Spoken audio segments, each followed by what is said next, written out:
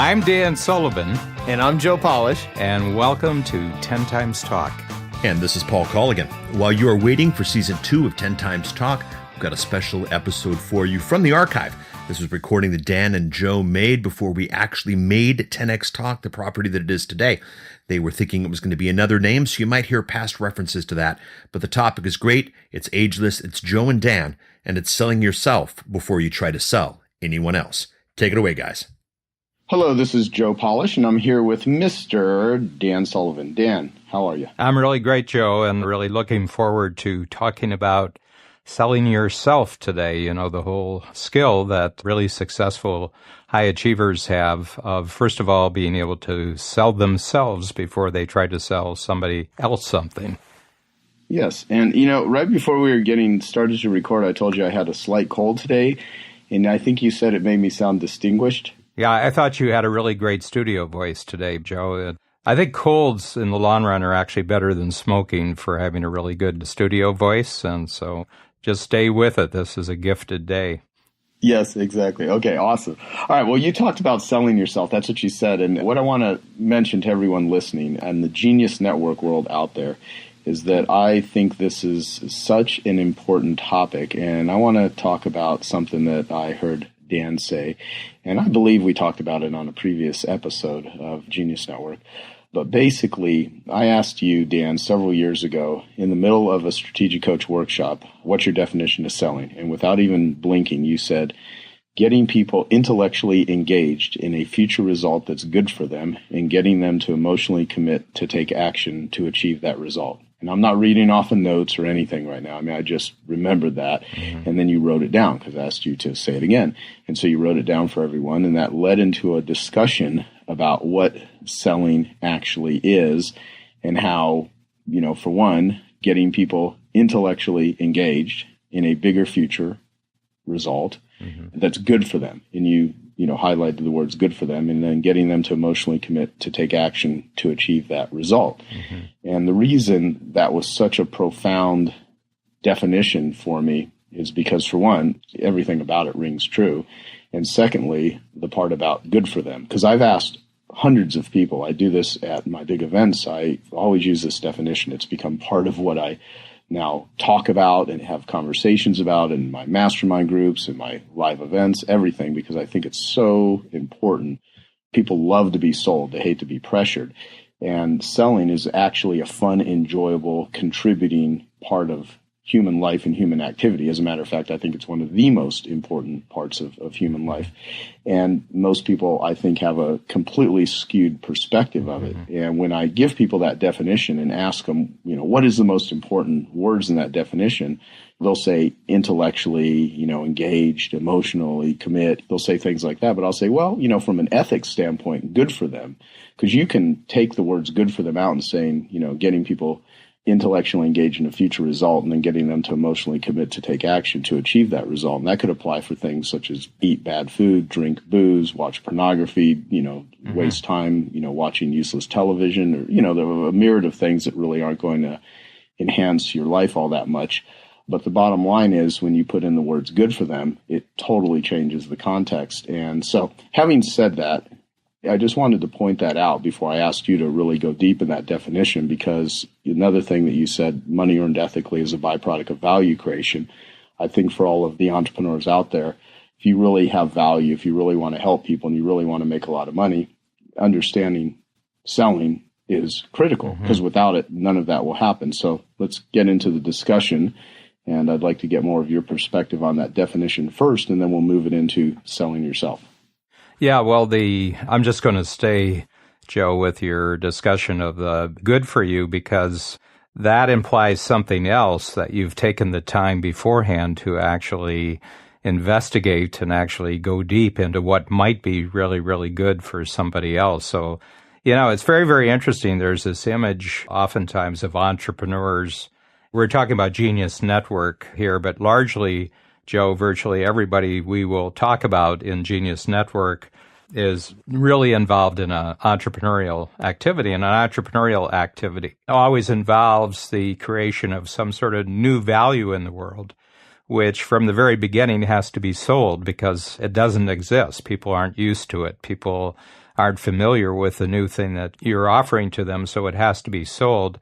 But what it requires is that you kind of get into their minds and kind of look at the world through their point of view in such a way that you can, with a great deal of confidence, actually offer them something that you truly believe is really, really good for them. And so, the image of business people and entrepreneurs being really, really selfish, what I've discovered is that probably the least selfish people in the world are actually entrepreneurs. And the reason is because they can't be coming from their own point of view when they're out in the marketplace. They always have to be coming from other people's point of view. Right. That's critical too. Yeah, and to really drive that point home, people can hear that, but I really want people to think about what you are saying there. We don't get paid as entrepreneurs if we don't go out and create results. And it's not going to happen any other way until you actually make a sale. And you cannot bore people into buying. People are not going to buy from you if you make it all about you and not about them. And it really causes a person to have to get into the mindset of the person that they're trying to solve a problem for or trying to offer a solution to. It requires you to have to perform. And if you're not able to perform, you're not going to make sales or you're not going to do, extremely well. And most of the entrepreneurs that I know are hardworking, good people that really want to make a big difference in the world. And I think there's this skewed perspective of who these individuals actually are. And the ones that are really focused on value creations, they're the biggest contributors that I've ever met. Sure. The greatest human beings that I know are entrepreneurs. We all went through the really quite extraordinary response to Steve Jobs' death. There were pros and cons, people who had a negative image of Steve Jobs and those who were very, very positive. But what is clearly evident is that this man had a unique ability just to get into people's minds and know what they would respond to that they would see as being totally for their own good, that he just expanded their accessibility through technology to all sorts of experiences and kinds of information and knowledge and music and movies and the ability to communicate with each other, the ability to think better, everything else. I see people, he was worth $8 billion. He didn't give that money away. And I said, he created so many hundreds of billions of dollars for other people out in the world just through his creativity. And he did it essentially by selling. He was the greatest salesperson in the world. When Steve Jobs had something to sell, I'll tell you, the whole world stopped to get sold to. And his presentations are on YouTube, so you can go to Steve Jobs presenting. And I have to tell you, talk about a guy who could intellectually engage you with a future desirable result and then enable you to be emotionally committed to buy it. I doubt if I've seen anyone in my lifetime, the ability who could stop the entire world for about 2 hours, California time in the middle of the afternoon and all around the world. In India, they would get out of bed at 2:00 in the morning to have the experience of Steve Jobs selling them something new, So what a remarkable example of a genius, who had created a vast worldwide network, and he could convince you to inconvenience yourself so that he could sell you on something. And you were so thankful for it that you were very, very sad when he died. Yeah. And, the thing that is so interesting about that too is that you never perceived him as like trying to sell you in the sort of the stereotype that someone would have about a high pressure salesperson. Like you walk onto a car lot and they're just, the shark is coming up to you trying to manipulate you into buying something and positioning you with all kinds of techniques and whatnot. People were completely engaged. And when someone is really got something that you want and they're presenting it in a way, as, our friend Dean Jackson calls cheese and whiskers, that's a whole nother episode we can talk about. But basically, it's all about the client and about something that is fascinating and interesting. And he was just a master at it. And everything from the setup before, during, and after was all delivered really well through the way that Steve Jobs did it. And to really expand that definition, I consider Martin Luther King an effective salesperson. I consider Mother Teresa an effective salesperson. John F. Kennedy. There's a lot of historical figures that are the messengers of the world that were salespeople, where you get someone intellectually engaged in a future result that's good for them and then getting them to emotionally commit to take action to achieve that result. The bottom line is that is where persuasion comes in. And so the key is, how is it used? And so when people say selling is bad or marketing is bad, that's kind of like saying oxygen is bad. Oxygen is bad if it's filled with poison, but try living without it. Well, try having your business live without sales. Try having anything move in the world without a messenger. That's why I really take this whole subject and even your definition so seriously, because when I heard that, I was like, this is a way to get people to understand this is way more than just making profits. This is how to persuade people into wherever you would persuade them to go, and what is your intention behind it. And if your whole point is to help and benefit people and you got something that's really great, it is in your best interest to really learn how to be more effective at doing that. So all of the people I think listening to Genius Network here have a great advantage because they get to hear about this, and we want them to really think about it. And by the way, the definition of a Genius Network, Dan, which you actually, as much as I would love to say this is a joint effort, it's a joint effort from us doing these episodes and these recordings and building Genius Networks. This particular definition, because you're so good at defining things, Dan's definition of a Genius Network is an ever-expanding system of increasing cooperation and creativity among unique ability achievers. Let's do a little side note here before we get more into the subject of selling and define that as it relates to even this discussion here. So what does that mean? Well, it's really interesting because I'm, like you did with the definition of selling, I'm going to go to a couple of words in here, and the two words are cooperation and creativity. And if you step behind the scenes with cooperation, a sale is going on. If you step behind the scenes with creativity, a sale is going on. So what I'd like to make a proposition here, Joe, and see how you respond to it.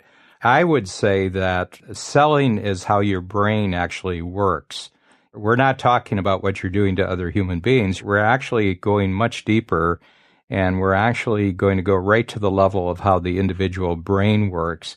My feeling is that the problem with selling in the world, where it has a negative connotation, it's that people don't realize that nobody is a good salesperson to other people until they're, first of all, a good salesperson to themselves.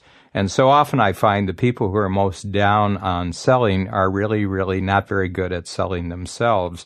And they feel very, very frustrated because they feel that they have something to express. They feel that they could be more effective in the world, but they see other people who just seem to be so much better than they are, people who are so much more persuasive and can get other people's agreement and cooperation and creativity, and they feel an enormous sense of envy on the one hand towards these individuals, and in another sense they feel sort of guilt about themselves that, they may be smarter inside their own minds, but how can this person who can just open their mouth and have other people listen to them, and I have so much better ideas, how can that be fair? Why should they be rewarded? And I think it goes right down to how the brain actually works. And one of the things, Joe, and I've always said this, and I think it's a form of ethics from another angle, but I never try to sell anybody anything unless I'm totally sold on it myself. In other words, the first person who receives the full brunt of any sales pitch about what I would like to sell other people is that I sell myself first on the same thing. And I've seen you do that numerous times. I mean, I've been with you where you have an idea and you'll think it through. You go through a mental process, and in many cases you sit down and you write it out and you answer questions and you really look at it because you know that going into something, 1 foot in the, well, should I do it? And 1 foot not, if you start telling everyone about it, but you've not even sold yourself on it, well, guess what? It's most likely it's probably not going to go anywhere. Yeah, I'm sort of digital in that way. In the digital world, it's 1 or 0. So instead of 1, I'll use the word 100%, that I'm either 100% in or I'm not in at all. I don't involve myself unless I'm 100% in, which requires that I be 100% sold on it before I then say I'd like somebody else to be 100% sold too, but I got to be the first one in the water. We're crossing a river here. We're going from one place to another and we're crossing a river. If I want them to get into the river, I have to be the first person in the river.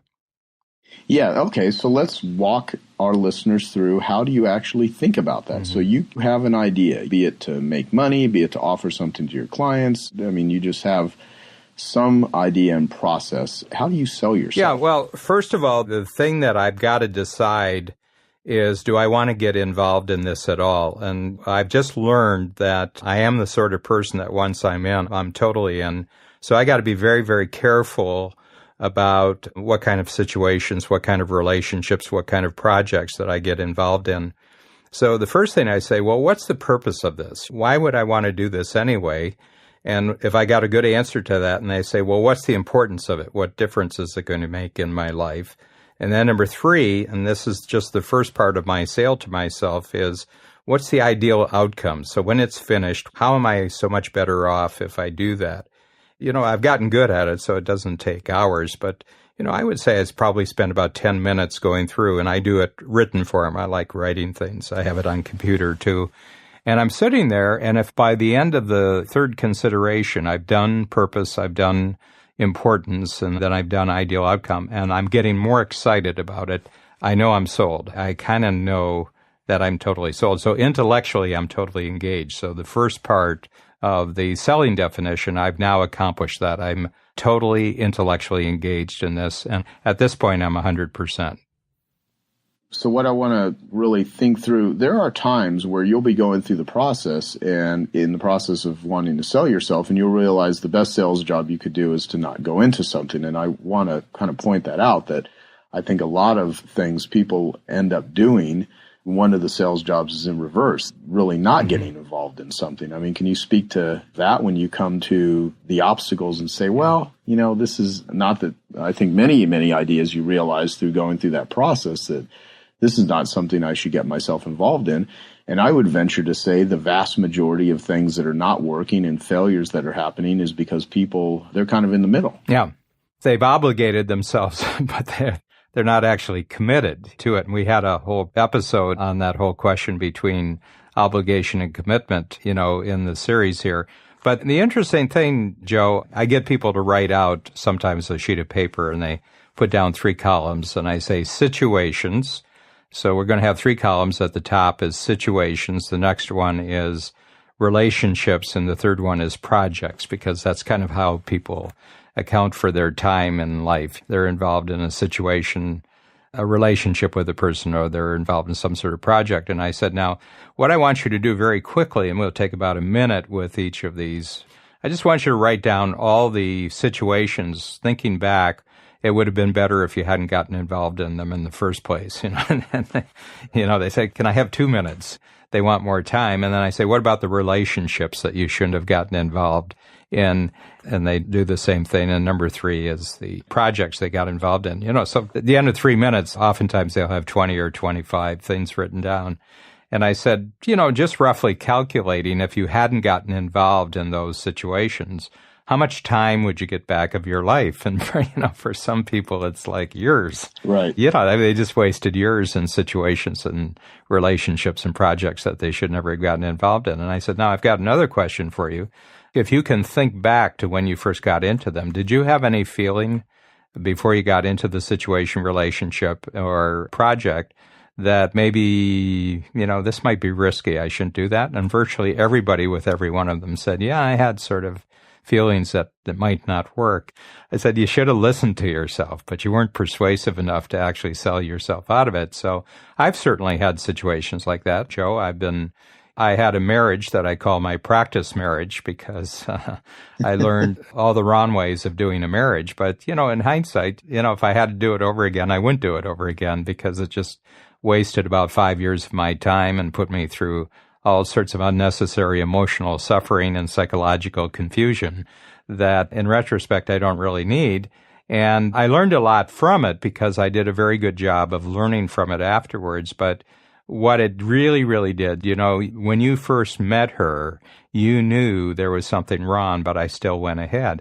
Has nothing to do with the other person. It was just a wrong relationship, not the right relationship for me. And Joe, I'm sure you've had situations like that. I've had plenty, and when I do not listen to my gut, or I don't think things through, or I kind of go into something reckless, or not an energized state. I think one of the primary reasons that I think strategic coach is so effective for so many entrepreneurs is that getting people into a rejuvenated state so that they can actually think. Because, if your batteries are completely drained, you don't know how to read signals. It's kind of like trying to drive when you haven't slept for 2 days. I mean, you're probably not going to be very aware. And I think that's one of the benefits of strategic coach and your total focus on having a life and taking free days and always approaching business and work in a rejuvenated state and not getting overwhelmed and all that other stuff. Because, I spent a good portion of my life getting signals that life was giving me, but I, for whatever reason, didn't pay attention or didn't really take the time to think it through, and it's painful. I'm not naturally the sort of person, I'm very intuitive, as you are, Joe, and, I make a lot of snap decisions and I respond very quickly to things. But there's a fascinating book that was introduced to me by our mutual friend, Ned Hallowell. Ned is the great expert in ADD. And you've interviewed him many times, and you've had him speak in your 25K groups, Joe. But he introduced me to a book by Daniel Kahneman. And Daniel Kahneman is very, very interesting because he's a Nobel Prize winner in economics, and he and his partner were the only two people in the history of the Nobel Prize for economics who weren't economists. But they talked about the types of thinking that underlie successful economic activity. And so when we're talking about sales and we're talking about Genius Network, we're talking about successful economic activity in the world, things that produce a surplus, things that always produce a profit, things that always make things more productive. And what Daniel Kahneman has is a very simple concept, which he calls thinking fast and slow. So that's the title of his book, Thinking Fast and Slow. And he said that the way that most people are born, you're born either a fast thinker, which means that you're a very intuitive, very responsive thinker. You make very split decisions and you respond almost without having to think about it, or you're a slow thinker. You take a long time and you think things through in a very systematic, deliberative fashion before you'll commit yourself. And he says that generally people will break out in one category or another as they go through life. But he says the actual success of the economy actually depends upon the teamwork and combination of fast thinkers and slow thinkers, that fast thinkers can create certain kinds of opportunities and they can take advantage of certain kinds of capabilities and just really, really interesting, unique things.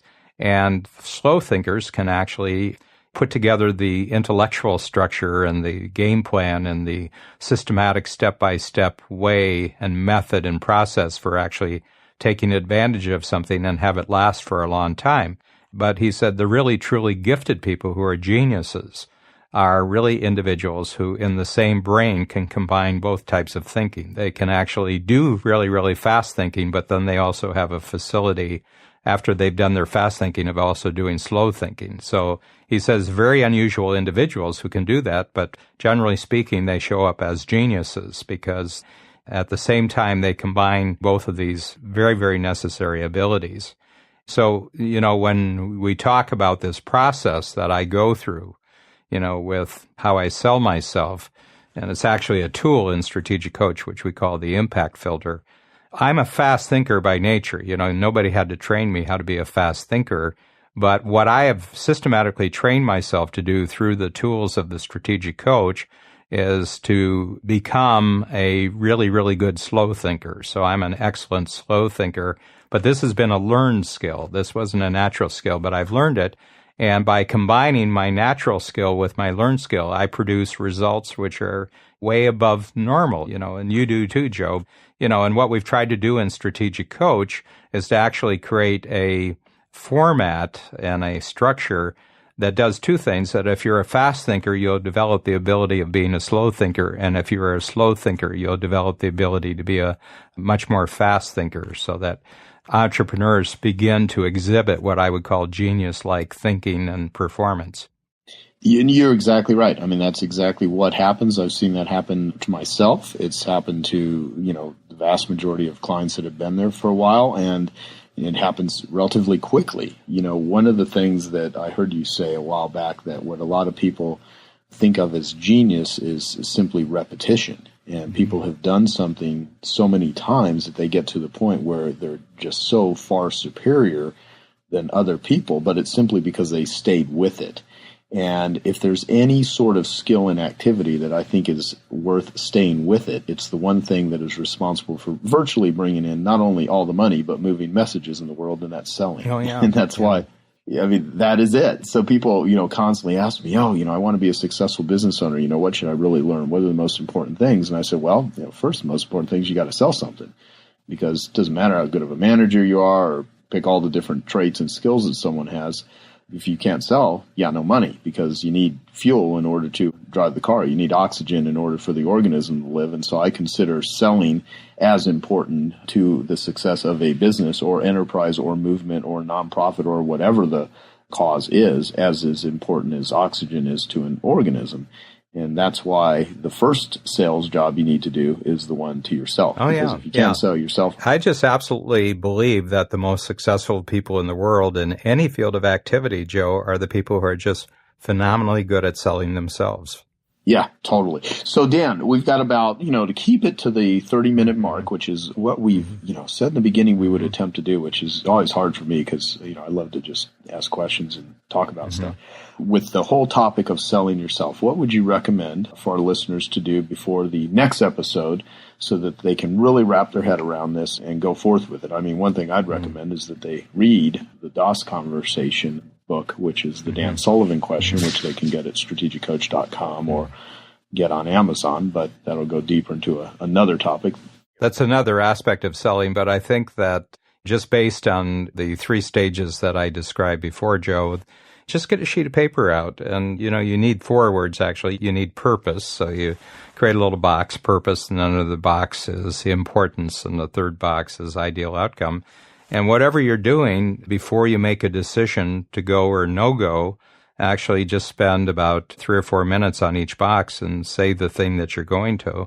So what's the purpose of it? Why are you doing it? What's the purpose of the thing that you're doing? Why is it so important that you do it? And the third box is, what's the ideal outcome for you if you do it, if it comes out the way you want to do it? And at the end of it, you'll be 100% or you'll be 0, because I have had situations where I was intuitively kind of really interested in something. And 10 minutes later, after doing my slow thinking, I said, no, this is a diversion. This is a waste of my time. And I just saved myself, probably based on life experience, I might have saved myself a year's involvement in something that I should never have been in. When we come back next time, there's actually 2 other components to selling yourself, which is really interesting because we get onto the emotional part of it. What I'm talking about here with the first 3 categories, or the first 3 exercises, is just the intellectual engagement. But the next part's really, really interesting. I consider the emotional. How do you emotionally commit yourself to something? And just to tease them, I can be totally not feeling high energy about a particular project and not feeling particularly good about getting up and doing something. And by going through this exercise, I can be 100% engaged and 100% committed after a half hour just by going through this self-selling technique. And in our world, as you know today, Joe, you're having a cold, but you still have to show up and do things. So you got to be able to sell yourself even when you're not feeling well. Yeah, exactly. Yeah, one of my favorite quotes is, amateurs wait for inspiration, professionals do it with a headache. And, you don't always have a headache, but when you do, sometimes you still got to sell yourself on it, and you got to do what you need to do. So, and these are important because there are people out there, all of you listening, that if you think about, we'll end this episode here, but if you think about, what's one thing that if you sold yourself on it, it would have a huge impact in your life, be it from money, from joy, to creating enormous value for other people. Pick a thing, pick something that's just you haven't really made the commitment to, and go through the thinking process that Dan just described. And also find something that you're not really committed to and get yourself out of it. I mean, hang it up, get rid of it, hand it off to someone else, or just kill it because it's just dragging you down. And as we talked about in the previous episode, Dan's definition of a mess is an obligation minus a commitment. So this gives you an opportunity now to move forward on something that could really produce some tremendous growth for yourself emotionally, financially, physically, maybe. You can sell yourself on exercise. You can sell yourself on relationships. You can sell yourself on business projects. Like you said, situations, relationships, and projects. So go ahead and do that. That'll be, if there is any recommendation, do that and join us on the next episode and we will go further. So thank you, Dan. Thank you, Joe. Always a great, great pleasure.